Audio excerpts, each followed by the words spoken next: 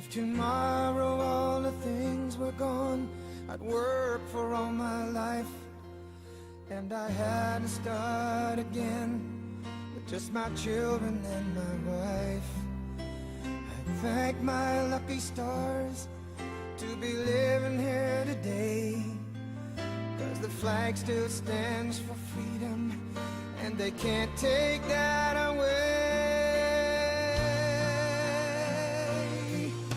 And I'm proud to be an American, where at least Good afternoon, ladies and gentlemen. Welcome to Central Valley Talk. My name is Ray Johns. I'm your host, and the name of the show is Ray Johns American Patriot. You know, I was going through a list of great American kind of unsung heroes for this that I was going to use for this week's American Patriot, and I came across a friend of mine that I lost about 10 years ago, and his name is Jesse Justice. And he was an American hero. He lost both legs saving a group of 3 of his men when he fell on a grenade and came back here, and he could move faster with 2 false legs than most people could with 2 good legs. He was a great friend. He had a place outside the other side of Clovis with a little lake on it, and he and I used to go out there. He'd invite me out, and we'd go out and we'd sit, and we'd catch catfish at night and drink beer and fry up the catfish at night. He was a great friend. And I was at a friend of mine's house last night, and his picture was above the fireplace. And I thought about that, and I thought, Jesse Justice, you know, a great American patriot. I miss him wherever you're at, buddy. I hope you're watching the show. You're a great friend, always missed.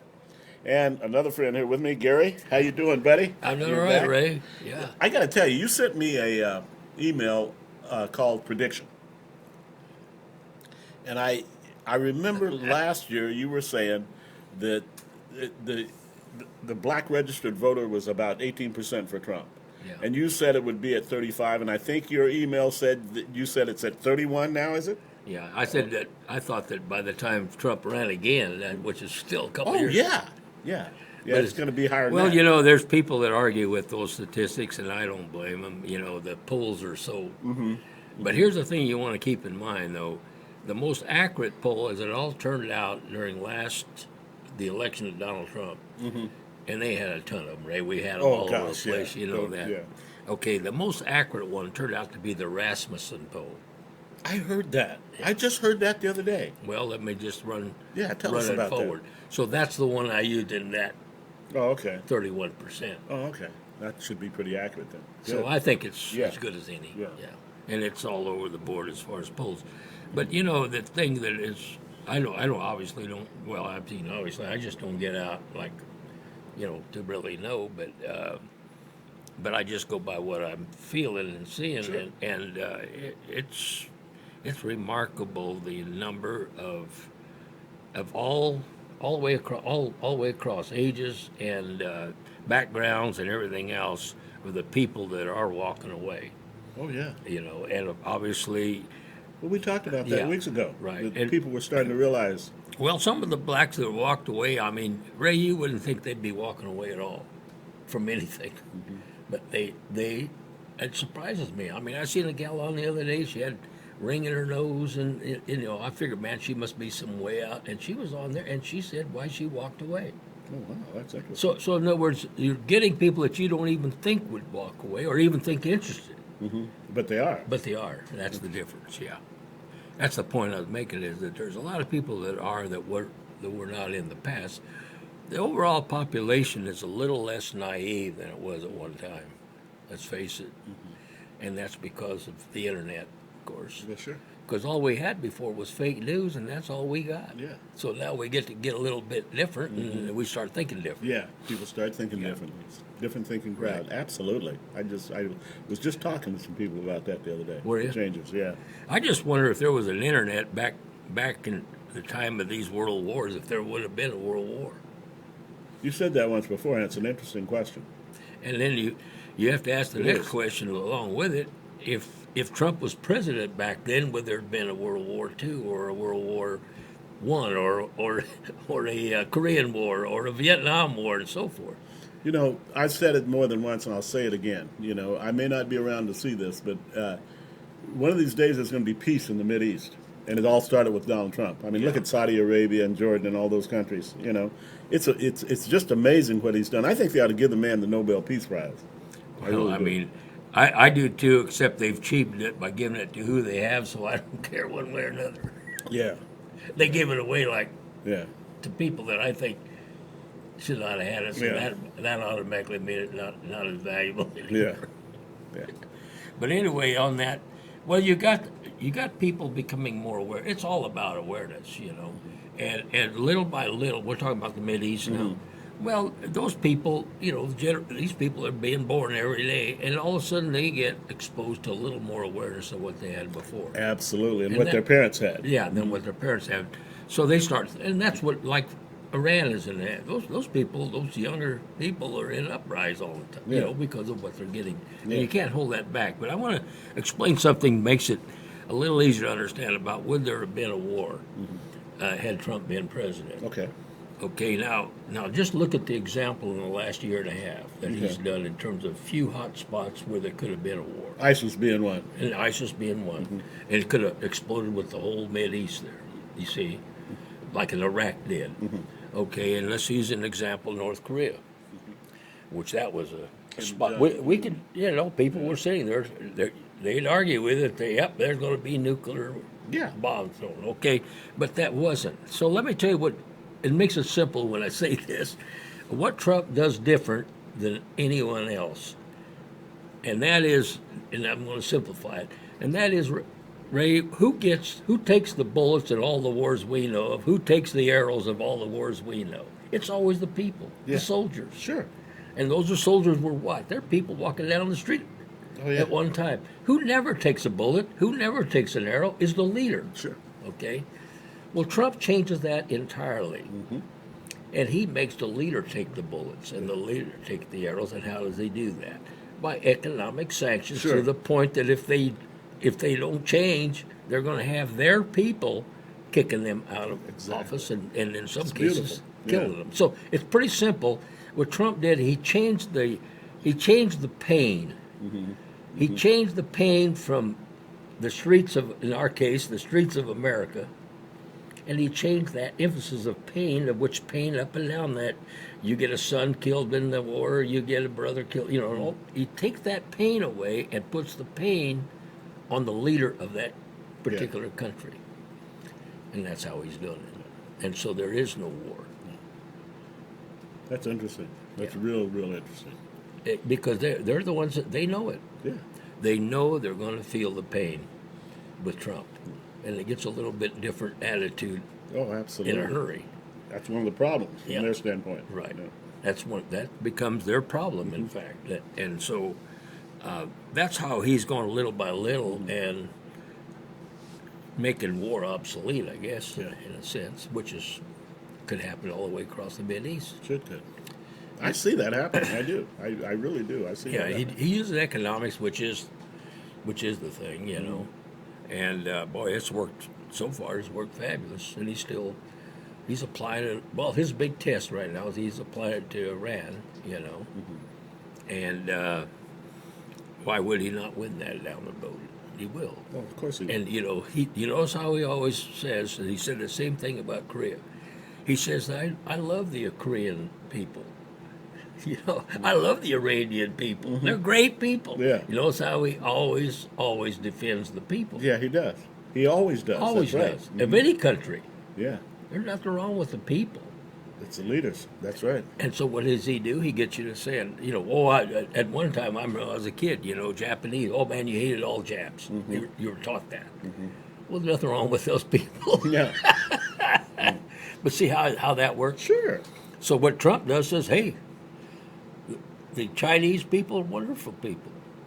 I don't blame China for trying to get by for what they're getting by. Yeah. You see what I mean? He puts it right on. He makes the leader feel the pain. Which is where it should be. And which is always should have been, you know. And it was too easy to sit there and sin. If you was in control of whatever it was, to send your people to go fight the war and take the bullets, but not you. Yeah, it's a lot easier to send somebody else's child it is. than Sure it is your own. They've always said that. Yeah. And so anyway, he figured out a way how he can. He's figured out a way how he can make the leadership of these countries feel the pain. That makes a And that's what it major gets down difference to. right there. And and it's like Mexico. There is an example. I'm really surprised with this. That's a socialist communist leader that they Oh yeah, elected. he's a communist, isn't Right. he? He's a communist. I mean, he's an out-and-out But communist. it surprised me. Trump is getting along with that guy, Very well. and it was interesting. I read the other day. Well, they'll make something bad about that. I can guarantee it. The thing is, though, the one thing that Trump picked up on that guy, he at this point is the people, the Mexicans 1st. Mm-hmm. That's huge. Sure it is. Because every one of them in the past was the drug dealers first and Yes. themselves first. Yeah. Not this guy. Yeah. And you know that he come out and said that he's for the wall.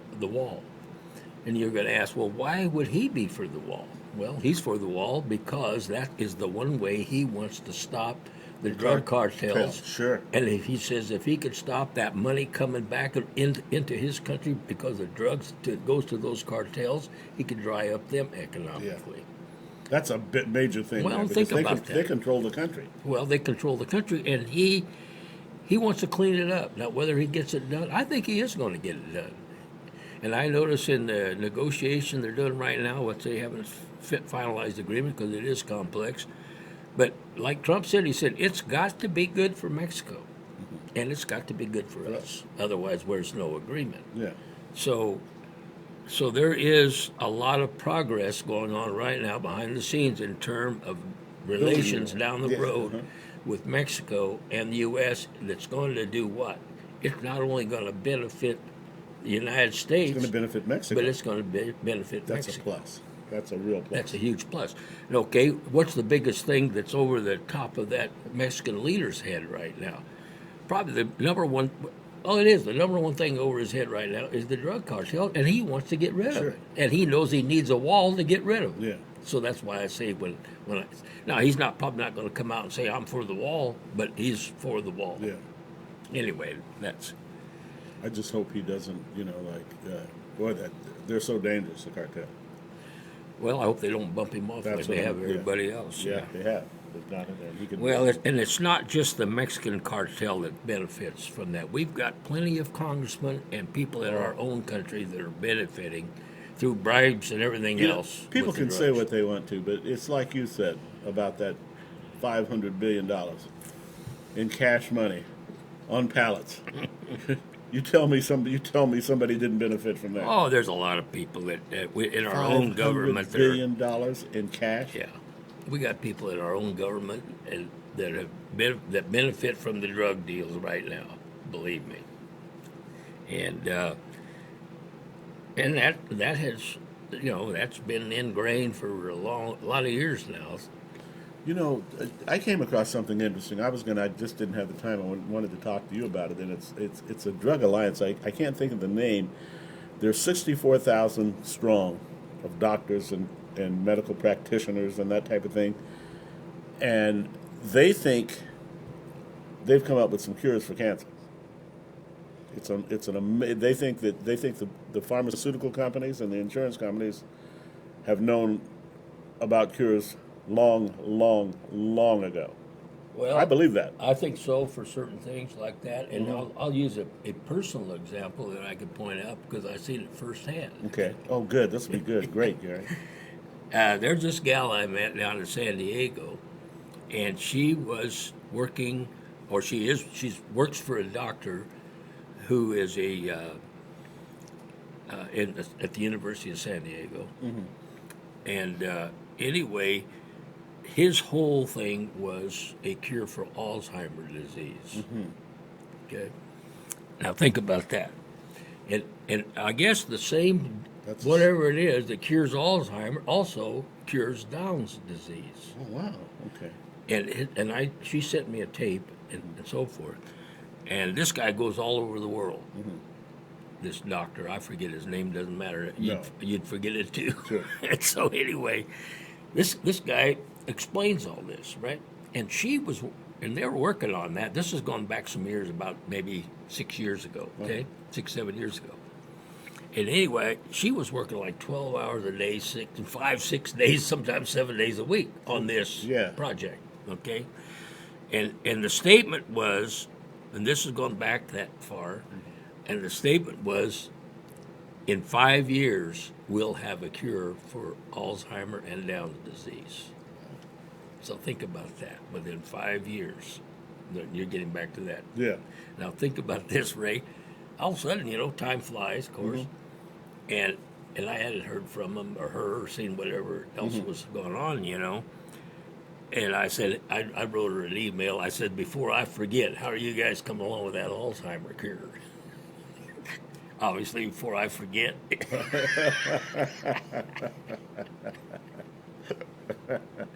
So anyway, she didn't see the humor either. And so, but anyway, what it boiled down to is the pharmaceutical companies. Oh boy. They don't want to market it unless they can make some money, which I don't have any problem with that. Do you? No, not directly. I'll tell you what I do have, but go ahead though. Okay. And the scientists, they don't want to see the pharmaceutical company make any money. Yeah. See what I mean? They don't want them to make it. Well, how else do you have to? Just like somebody said, well, I don't want to see you make any money selling mobile homes. Yeah. So that in that case, no mobile homes. Yeah. You see what I mean? Why? Because there's there a demand for it. Oh yeah, there's a demand for it, but I don't want to see Ray make any money with that mobile home. And that's the same idea. So I put the blame on the scientists in this case. Okay.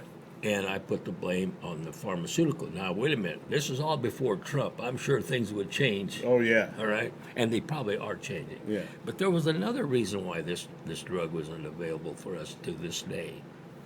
And that is that the University of Southern California also were working on a cure for Alzheimer's. And so it's a race who's going to be first. Yeah. University of San Diego or USC. Well, then they get into a battle because USC started picking up doctors from over here and vice versa, and it ends up in a big lawsuit. Oh my goodness. And we know how lawsuits are and how long it takes. Yeah. So my bottom line point of all this is now this has been about 6-7 years now. Yeah. Number one, there should already be on the market a cure for Alzheimer's. Absolutely. Absolutely. It should already be there because this guy, I mean, they've finished it. It's there, but it's hung up Yeah. in courts and it's hung up in, in just a Meanwhile, people marketing. just continue to get sick. And people continue to get sick.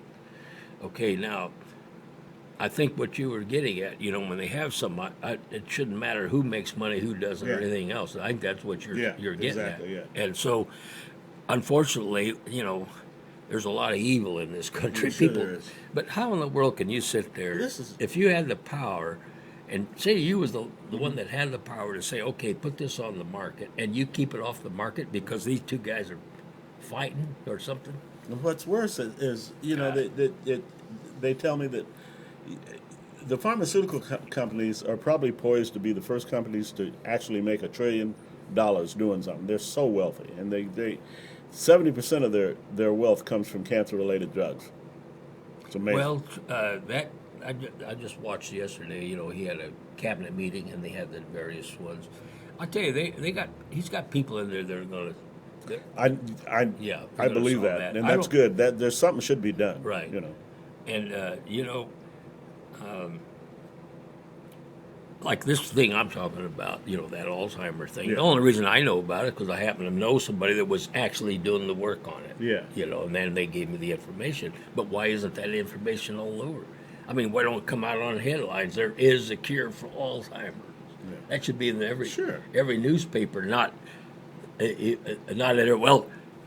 Trump had another affair or some damn thing. Okay, now let's think about this. That should be frontline news, right? It should be frontline news on whatever cancers they're talking about that they have a cure for. Absolutely. Why is that not in the print? Except they put all that garbage in there, which means I stopped reading newspapers a long time ago. I did too. Except maybe the sports page to see who won or lost. But the whole idea, though, Ray, is you're right when you say there's probably there is a cure out there. I believe it. And totally. I'm not going to say all of them, every one of them, but possibly. I don't know. Yeah. But the point is, how and just like that Alzheimer deal, I mean, how evil can you be where you're sitting there? Well, It's all greed. It's all greed. well, you and then know it's that. and then you got this scientist who invented the cure, but he doesn't want to see you make any money. It's like me going over there building a mobile home. It's absolutely the best mobile home you've ever seen, and I've got it there, and I built it, and you come over and looked at it, but I don't want to sell it to you because I'm afraid you're going to make some money Yeah. when you get it. Doesn't make a lot of sense, does it? And that's what they're doing. It's no more complicated than that, right? So that's how I see it. Yeah. And Well, that makes sense, Gary. It does. well, there was another thing I was telling you about listening to that. Trump had all his cabinet. That's a wonderful thing. No president has had his whole cabinet meet that often as they do, and they each speak. You know, that's pretty. Yes, it is. It's pretty informational. You know, and one of the things that was touched on that I really got my attention was the Department of Interior Zirkle.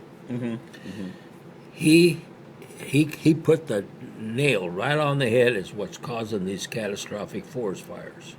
And it's exactly what we talked about on the show. Oh my goodness! Yeah. I mean, it was like word for word. I'll be darned. And mismanagement and how it was that one time, you know, and these, it's just amazing. And he mentioned, of course, I'm not going to give the statistics because it doesn't matter, but he said there's billions and billions and billions of board feet laying on the bottom of the forest going to waste right now. Good wood. And becomes catastrophic. Yeah. We got 30,000 people right now fighting fires, and we're losing lives. Yeah. Plus, look at the money involved. Oh yeah. Oh yeah. Okay, It's that costly, would all be right. unnecessary. Okay, and he mentioned that we are actually an importer of lumber.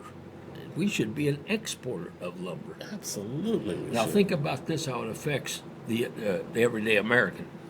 Okay, there's a number of people every day that are looking for their first home, building their first home. That home is costing more because the lumber is not available here in the United States. It's being imported. How stupid is that? Think about that. So it affects somebody that may be young and a liberal, but he's having to pay that for the house. It may not even qualify. He could have had the lumber been Sure. grown and Sure. sold here. Big difference. Now, we're talking about billions and billions of board feet laying on the floor. And Zirkle said that, see, when a tree falls, they won't even let you take it out. And he says it's got a year, you can take that tree out and the wood's fine, but after that, it's laying there well, rotting sure. on the forest. We have hundreds of millions of acres of lumber sitting on forest floors right now rotting. That stuff burns And like they become a forest fire hazard. They burn like. So Maybe. Ray, I think that I guess the encouraging thing is that they understand it perfectly. He said mismanaged. We're going to go back to managing the forest the way it should be. It hasn't been that way for the last 30, 40 years or more, and he's going back to that. And so the point is, There's a lot could be done with cleaning that up. I mean, and you it's could a just- common sense issue. Yeah. It has to do with common sense. Well, sure it does. And Ray, all you got to do is go right up the stairs and then remember what it was like when you did way back when you was a kid. Oh, yeah. And there it is, Yeah. night and day. Yeah. So what's happening is, thank God, we have a guy in charge who has the power to change this. So hopefully in the next 10, 20, 30, 40 years, that will all get resolved, and now we're going to have. I look to see the United States exporting lumber, not importing. Well, like you lumber. said, that's what we should be doing. We've had plenty of. And I look at the forest fires. You know, in the old days they had forest fires, but they were small. I mean, you carry a shovel and put them out. Yeah. You know, I remember it used to be a law. You had to Now carry they're a coming shovel. in with airplanes with retardant. Yeah, and they still can't put it And out. they still can't put it out. Yeah. So if you could imagine a forest fire starting back then, and you had the equipment now, you snuff those forest fires out. Oh, yeah. Nobody ever know anything about it. So anyway, it's a massive turnaround, of which this guy understands it. That Zirkle, he understands it perfectly. Mm-hmm. So that's a big plus for Yes, for it us. is. That's a big plus for America. I mean, can you imagine that we turn this thing around to where now we are self-sufficient with lumber? In fact, we're selling lumber instead Yeah. of buying it, and it just makes sense. You know, that's Ray. It's so much less costly if we lumber. If we log our own forests, Yeah. in terms of the lumber that people have to buy to go build their house, Yeah. and so that makes housing a little more affordable to a lot of people that Sure. otherwise wouldn't be. Yeah, First-time home buyers and the like. absolutely. It just, I mean, everybody benefits. Yeah, we're going to take a little break here, and we'll be back, ladies and gentlemen, in a couple of minutes. Give us a couple of minutes. We'll be right back. I'm free, and I won't forget the men who died, who gave that right to me, and I gladly stand up next to you and defend her still today, 'cause there ain't no doubt I love this land. God bless the USA. I'm back with Mike here, and you were telling me you wanted to talk about Yeah, I want to talk about some of the things they covered on that. All his people at the cabinet. Oh, okay. Yeah, let's talk about that. And we already talked about the fire deal, and another big one is the vocation, how that's coming. Oh, I was just talking to someone about that today. Were Yeah, this morning, in fact. Well, it's taken off far more than what anybody that is going to be imagined. so great for the inner cities, isn't it? Well, as it turns out, Chamber of Commerces all over the country are taking a hold of that, and Is that right, Gary? I didn't know that. yeah, and there's all kinds of interest in that, and from all over the nation. Can you explain a little bit about what this is about, how the vocational program is going to work? Well, I'm going to bit? bottom line the thing. Yeah, Ray. okay. I don't want to spend a lot of time on Okay. it because it's. Yeah, just tell. Well, the bottom line is our educational system, ever since Carter, back in the 70s, became a difference between an education of the people to an indoctrination of the people. What was the result as we stand? We have people that aren't qualified to do anything. That are graduated. They That's a got sad- college degrees. Yeah. I'm not talking about, I mean, back then, high school was pretty good. A lot of kids quit high school. So that was pretty normal for a kid. I remember I went to high school, a lot of guys quit, a lot of gals quit. Because you could quit at 14 years old. Well, that was probably should have stayed in there because a lot of those people went on and became successful and learned their skills and blah, blah. Right? So we end up with this indoctrination system since Jimmy Carter, who's got the brains of a hoot owl, and so anyway, let's run the tape forward. So now what are we doing? We're kicking out people by the millions who aren't qualified for anything. They have no skills, of necessary skills. Yeah. Now they have skills to go out and protest on the street or something. They can do that. Yeah. That's about the extent of it, and that's what happened. So that's changing, and that comes along with this. This is an education with. You imagine the billions of dollars spent on our educational department. Oh, yeah. It's not education. It's indoctrination department. Yeah. Now this is very inexpensive for the U.S. government because this is the employees that are employers that are doing this, working with the Chamber of Commerce. Yeah. So what they're doing is now people are going to be able to get the real necessary education On the job. on the job, and they're going to learn the skills, and they're going to learn, and it also includes academics. So I mean, they learn how to read, write, and speak, and this kind of thing. Okay, so it's a tremendous program, and it's taken off way more or greater interest than what anybody imagined. Yeah. Now let's think about this, Ray, and let's be fair about it. Try to be fair. Okay, we have an education system that, like I said, since the 70s, that became an indoctrination of liberal system because 95% of the people, the teachers and so forth, are all liberals. Yeah. Well, why? What is a liberal? Well, then they're closer aligned to socialism, communism, than they are freedom and free enterprise capitalism. Yes. There's no doubt about it. We all understand that. But let's go to the teachers, okay, and the teachers that are teaching this stuff, who have become the indoctrinators, okay? These are teachers that started the kindergarten already being indoctrinated. They go through 16 years, 18 years of school, and what are they going to teach? They're going to teach what they learned. Well, what did they learn? They learned, they were indoctrinated with what they wanted them to learn. I'm talking, okay? Now, let's think about that. Ray, there's nothing wrong with our teachers. No. Absolutely nothing. I mean, I know a lot of teachers. You do too. Sure I They're do. wonderful people. But the poor people, they had to go and they have to teach what they're told to teach. Sure they do. They have to teach a curriculum that may or may not agree with them. But it probably does agree with them because they've been sufficiently indoctrinated to think a certain way, so they're fine with it. Sure. And they have no common sense when it comes to that. So it's going to be a big shift here that's going on. And one of it is, Ray, it's not the teachers. You can't blame them. They have no choice. Yeah. Plus, they've been indoctrinated. And it's a relearning and reestablishment.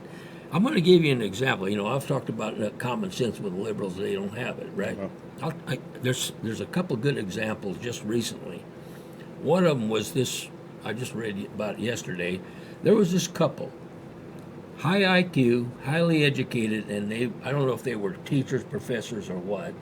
The two of them decide to go around the world in a bicycle. Well, that's been done. You know, people go around the world in a bicycle. So they go around the world and they go all these different countries, and there was a list of them. Most of them I couldn't even pronounce or understand or ever heard of. And what the whole idea and purpose of their trip around the world was to demonstrate how kind and nice, and there is no evil with people. They are naturally kind and generous and all that. Well, that's true for a lot of people, isn't it? So they go around, and they wanted to prove that they can go unharmed around the world because of people are just good. And they went into Africa, and they went into China. They went all over, right? Okay. Well, now how much sense does it take? We're talking about common sense now. These people decide to ride their bicycle through an ISIS compound, or where the ISIS are. Not a lot. Guess what happened? A car, 5 guys in a car ISIS got out of the car with the ISIS flag and stabbed the 2 of them to death. Well, along with 2 others that were riding along with them. Jeez. You see the lack of common sense. Yeah. That's what blows me away. These aren't stupid. These aren't. But that's just ridiculous. These aren't Because, retarded people. These are people with high degrees and high IQs, but no common sense. No common sense. If hey Ray, you and I right now, let's go through it. What? But isn't that ISIS? Oh yeah, but they're all good people. They're not evil. We'll just go through there. Okay, give you another example of the same thing with 2 liberals, man and a wife. They decided to go up to Alaska and commute with a grizzly bear. Oh Lord. Oh, they can. I mean, they thought the grizzly bear was Yogi Bear.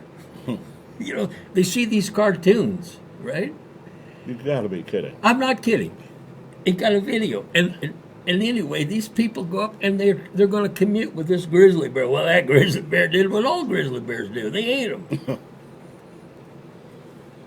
You see what I'm saying? I mean, these people are loony as can be. I mean, these are highly educated. But like you said, with absolutely no common sense. Yeah, and they have high IQs and degrees up the, they can plaster the wall with. Now, here's the other thing. I always think about this. Walt Disney was great. I loved that, as a kid with all his stuff, right? But what he'd made a mistake is when he put voices on animals. And it was English. Donald Duck had a voice. Mickey Mouse. Yeah. And Bear Rabbit. Yeah. Bugs Bunny. Well, he put voices on them, so people sit there and they watch those cartoons. They don't realize. They go, what what was that bear and that Uncle Remus? Bear. Yeah. That's just absolutely no common sense at all, and there are a lot of people like that. There's, unfortunately, there is a lot of people like that, and you could tell how many by the number of registered Democrats. Yeah. That's how many. I cannot believe it. I can't believe it's going to be that naive. That's unreal. Well, it is a total gullibility, naivety. And listen, you're either one of 2 things. Like we talked about, like the Democrat Party has become, okay, in which there's people walking away every day, But what it has become is strictly either call it a social democrat or a communist or whatever you want to call it, or a useful idiot. It's one or the other. Because if you could be a Democrat and very naively gullible to you're going to communicate with bears or you're going to walk through the ices or something. You could be that kind of mentality and be a Democrat, right? And the point is, though, there's no common sense there. I mean, so I look at it this way: if there's no common sense there, and you are, despite the evidence, despite a grizzly bear standing there, despite ISIS standing over there on the road, you still proceed. Doesn't that tell you a little bit about a Democrat? Yeah. You're either a leader of the Democrats or you're a useful idiot. Yeah. You can't be both. Yeah. Because you're not both. And you can't be using common sense because there is no common sense for the person that went through the ISIS camp to the person that confronted the bear, just as there's no common sense with the people who are following people like Waters, Pelosi, and so forth. Exactly. So then where are they? They got to be the useful idiots. Yeah. Just like those people were idiots that went before the bear and the people who were idiots went before the ISIS. Yeah. It's a lack of common sense. However, thankfully, and the indoctrination that's taken place, there is a number of people Waking up. absolutely Yeah. because Waking up. and- We've been saying that for weeks, Right. and you can see it. Yeah, and you could almost see the stripping of the indoctrination part going away. Now look at a guy that wants to learn a skill. Well, you know, I don't have it. Why should you be looked down on because you do not have a college degree? Two guys come up to go to work at your mobile deal. One has a college degree and one doesn't. Why should that make a bit of difference about selling a mobile home? Well, it really shouldn't. No, there is no. It should not be. No. And there's been a stigma. Oh, of course there attached has. on- Of course there has. For You're- years and years. Ray, think about it. It's no different than the stigma that went on for years and years because you were black. Then that means you don't know enough to do this. I got to do this. It's the same kind of thing. It's Yeah. the same prejudice. So when I sit there and I say, well, Sure it is. Same kind. it's the same thing, Ray. Oh, well, we got to take care of you because you can't take care of yourself. Well, that's what they're doing with these kids getting out of school. They come out of there, they have no skill, they can't do anything. And I mean, this program is it's overwhelming right now what's going on as far as people wanting to get involved with that. Oh, it's going to change so very much. You know, I'm very interested to see what's going to happen in the inner cities. my you know, God, I mean- when these kids are given a chance to Right. here it is in front of you now. You know, Well, just last week I had this young guy, real young guy, and he's working as a truck driver for corn harvesting. He drives a Okay. truck. And just, I don't know, the guy can't be over 20 years old. And anyway, I said, have you heard about that vocation thing that's out there? And he says, I did. He says, I'm thinking of going to truck driver school. And I said, there's your opportunity to drive an 18-wheeler. sure. And I said, have you thought about owning your own someday? He says, oh, absolutely. Why? Because he now has hope. Sure. And Sure. so he knows it's possible. it's See? possible. And he can go to that truck driving school. Now, again, those guys get a job the day they You're walk doggone right they do. Yeah, I mean, talking about short of demand. you said, well, I know it in my mobile home. Sometimes it takes me forever to get something transported. You know? there you go. So anyway, I said, own your own truck. Sharp enough. Sure. I says, own your own truck, and I said, you realize how much? Yeah, I do. And you did know how much they make, and I'll tell you what, there's very few school teachers could make what a guy would owning his own rig, Oh, they can't. especially if Nowhere it's a man and wife Yeah. team. Yeah. Man, oh man, right now they just can't get enough trucks, or truck drivers. near. Yeah. So anyway, it's all there are a lot of optimistic things that happened that I picked up over the week, starting with the first subject, 2nd subject, and now the education thing. And this is going to wake up the educators, but I think it has to be that we have to understand it's not the school teachers' fault No, of course not. because they're the victims like we are. They're victims to the whole thing. Sure. And they've been indoctrinated since kindergarten. Sure they have. So what are you going to do? Turn around and you're going to teach the same thing that you learned. Sure. And one of the Well, reasons there isn't anything else. well, for them. and besides that, you're directed and required to teach that curriculum. Yeah, Where do you that's think the the other curriculum thing. come out of? Yeah. Like, all that comes out of the Department of Education. Mm-hmm. Well, who do you think's running that? I'll tell you what. If you're a bear looking for a conservative in that department to eat, you're going to starve to death. Yeah, Because there isn't. there's none. There is none. You're right. So anyway, I think that people are waking up just like that guy did as far as the lumber on those. Yeah. I mean, but I've had people say that, but it's calling in. It's like a wolf howling in the sky. You know, there's no results, but now there is. People Yeah. are listening. People are paying attention. People are seeing what's going on. Absolutely. You know. And so we had some real there's some positive things that happened this week, and we haven't even got into the part where they're going to now have one law for everybody instead of one law for Oh, them. that's another. We touched on that a little bit last week. Yeah, be nice to have a law for one law for everyone. Well, you know, people aren't going to stand for otherwise. No. Because what's happening is we all become more educated, enlightened, if you will, all of us. Mm-hmm. Every day, we learn more every day. And as we learn more every day, we become less gullible Sure. and less naive, and we become somewhat empowered and emboldened.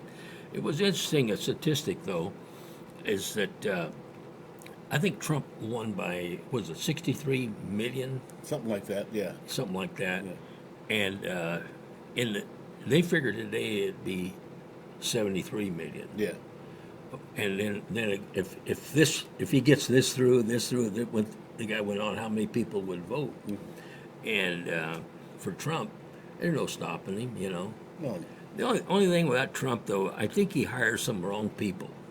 Well, he has in the past. I mean, Yeah. look at the record. you know. Oh my Yeah. God, and I think what Trump is a big steel ball, but in the middle of that steel ball is a cream puff. You might have a point. He hires some of those people that he hires. Good Lord, Well, just they have not done him well. Look You at know? Mueller.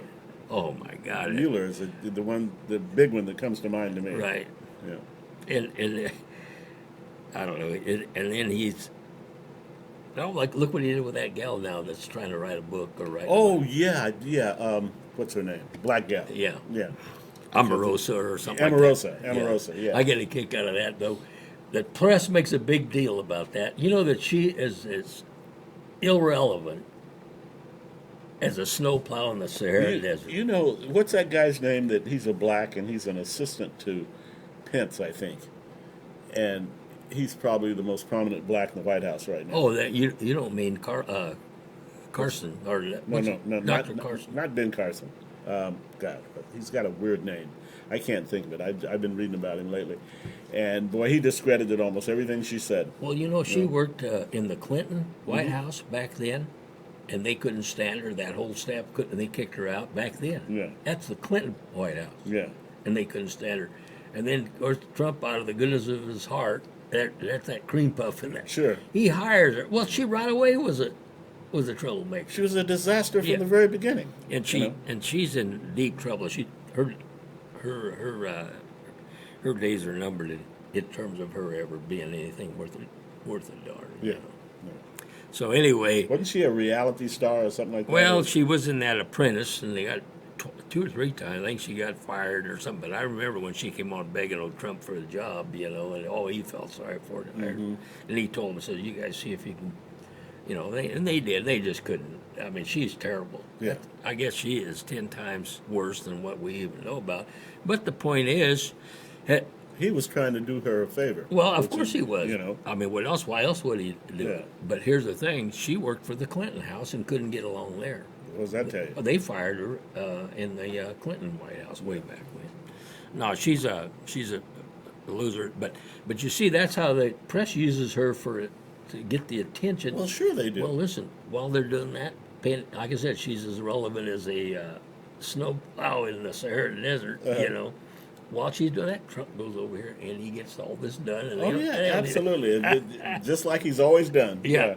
And then they wake up and say, "Oh my God, what the heck happened here?" And so, little by now, the next big thing is going to be, I think, as far as anything, we are going to settle this thing with the trade war with China. It's all in the process right now. In fact, they're talking about renewing, talks on that. And we're going to have a good agreement with Mexico.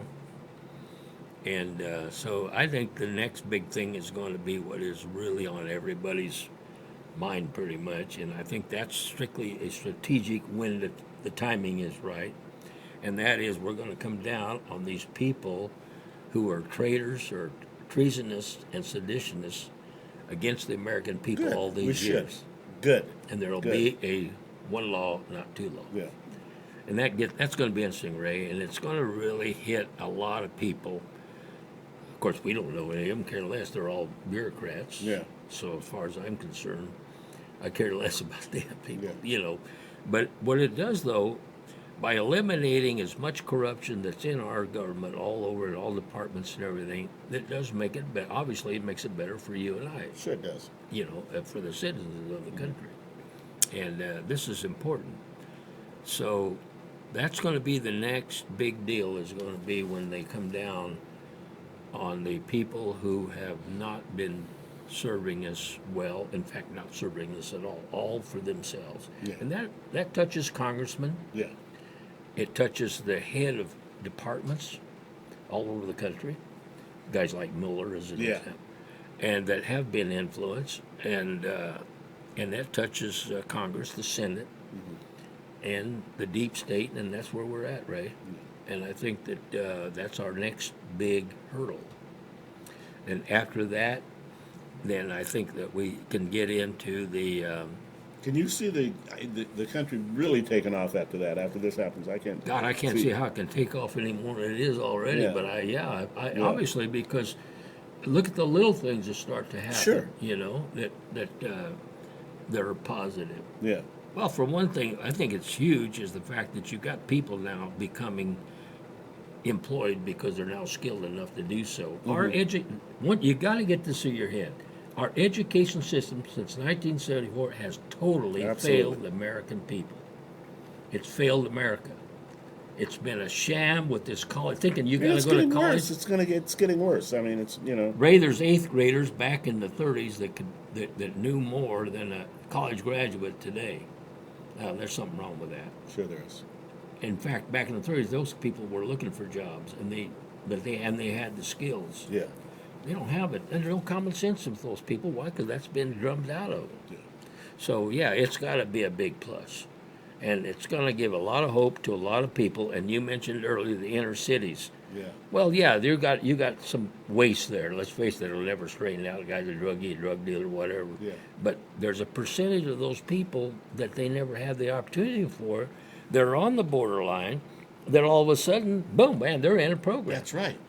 Yeah. All of a sudden, there's an opportunity for. Well, how about a guy sitting in prison? He's 30 years old, sitting in prison. There That's you go. pretty much what he's done all his life. And he just goes a revolving door, back in. Now he's got hope. Yeah. See, now he's got a vehicle to get on, where in the past all he had was the merry-go-round. Yeah. This is important. So I think that you're going to see this manifest itself. So to answer your question, I don't see how I can get any faster, any better, and all that. But my Lord, I mean, I guess you'd have to say It's going to have to, yeah. it's going to have to, isn't it? What do you see that it wouldn't happen? You got more people being educated with a skill than you ever had. Putting the money back into the economy. You got more people who were wasting in prison now becoming productive. Yeah. How does that happen? You got more people on welfare and all that now changing their life to where they're no longer a slave on the plantation. Yeah. Think about that. Man, I've been a slave. My mother was a slave. My grandmother was a slave. Now I'm no longer a slave. Yeah. I'm off the plantation.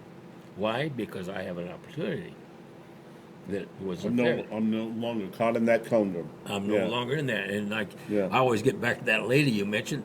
because the big change was from no hope to the word Oh hope. my gosh, I couldn't believe I heard from that lady. That was wonderful. Well, you take the word no out of in front of that word, and that's a big Yeah. that's a big deal. No hope to hope. Hope. Man, that's not.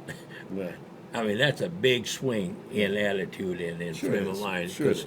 And she was one person. And she when you was think one about that. person, so think about that way. But she was also a representative of millions Yeah. and millions and millions of people. And it's just so refreshing that somebody like that can see that herself. Yeah. She, that came upon herself. That really brought it. I want to say something about the upcoming show, but I want to ask Gary. Gary can come back next week. Yes, sir. Love to have Yeah. you come back, Yeah. buddy. He always has good stuff. We're coming to the end of the show now, and I say this to let you know. It looks like what we're headed for our show to be done at the Elbow Room is probably the third week in September. And we'll try to verify that this week. It's going to be a celebration of women. It's going to be a great thing, a lot of fun. I've told a lot of people about it. A lot of people have responded. A lot of people want to know when. So hopefully this week we'll nail it down. We'll know the exact date. But right now we're aiming for the third week in September next month. So that's where we'll be. Well, it should be cooler. Yeah, that's another thing. Yeah, it should be cooler, even though we're going to be on the patio, I'm sure, at the Elbow Room. It's going to be a lot of fun. We're going to give away a lot of good stuff. I'm going to read from the 18 Rules of Happiness and give that away. Also, the bestseller book on the internet, Feminine. We're going to read that and excerpts from that, and we're going to give that away. And like I tell everybody, make sure you come. Please, bring your mother, bring your grandmother, but most importantly, bring your significant other. Okay. Well, it's come to the end of the show. Thank you so much. I'm glad you were with me today. We had a lot of fun. We learned a lot. We always do when we have Gary coming. And like we say every week, like I said every week, when you see a law enforcement officer, go up, shake his hand, tell him how much we appreciate them, because we do. They have a thankless job. They go out, they protect us. They're wonderful people. I know a lot of them. They're my friends. I play baseball with them. They're just great, great guys and great ladies in every aspect. They're wonderful people, and they have families like we do. So let them know how much we appreciate them. It's very important. So until we meet joyously again next Friday at 3 p.m., heaven's blessings.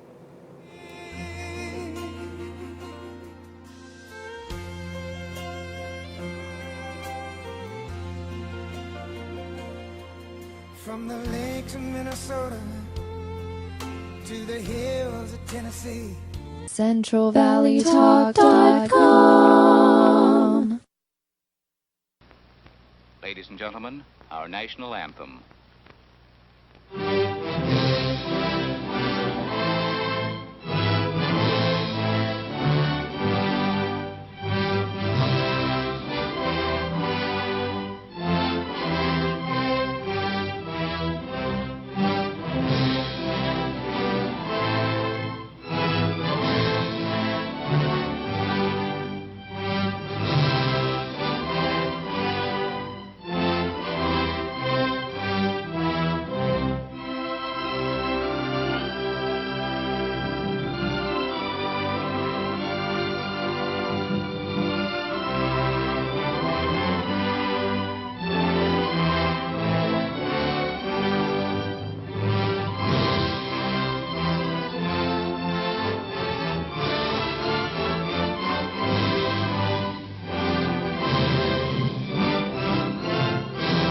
across the plains of Texas, from Detroit down to Houston, and New York to LA, where there's pride in every American heart, and it's time we stand and say that I'm proud to be an American.